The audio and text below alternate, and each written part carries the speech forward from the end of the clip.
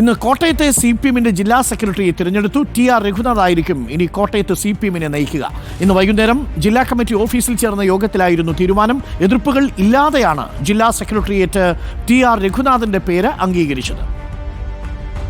Party ഏൽപ്പിച്ചിട്ടുള്ളത് വലിയ ചുമതലയാണ്. സഖാവ് റസൽ കോട്ടയം ജില്ലയിലെ കമ്മ്യൂണിസ്റ്റ് പാർട്ടിയെ കെട്ടുറപ്പോടെയും ദീർഘവീക്ഷണത്തിലൂടെ നയിച്ച സഖാവാണ്. മുൻ ജില്ലാ സെക്രട്ടറിമാരെല്ലാവരും തന്നെ അത്തരത്തിൽ വളരെ സജീവമായ പ്രവർത്തനം സംഘടിപ്പിച്ചവരാണ്. അത് തുടരണം എന്നാണ് ആഗ്രഹം. അഞ്ജന അനിൽകുമാർ ചേരുന്നുണ്ട് കൂടുതൽ വിവരങ്ങളുമായി. അഞ്ജന, TR രഘുനാഥിന്റെ പേര് നിർദ്ദേശിച്ചത് ഐകകണ്ഠേനയായിരുന്നു അല്ലേ?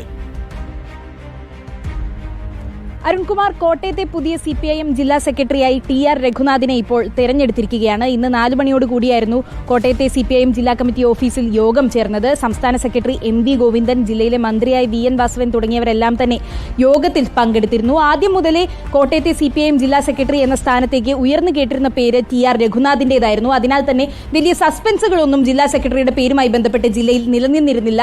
ഏറെ കേട്ടിരുന്ന പേര് തന്നെയാണ് ഇന്ന് ജില്ലാ സെക്രട്ടറിയായി ഇപ്പോൾ പ്രഖ്യാപിച്ചിരിക്കുന്നതും. ആദ്യഘട്ടത്തിൽ 4 പേരുകൾ ഉയർന്നു കേട്ടിരുന്നു. പിന്നീട് അത് 2 പേരുകളായി. TR രഘുനാഥിന്റേതും K അനിൽകുമാറിന്റേതുമായിരുന്നു.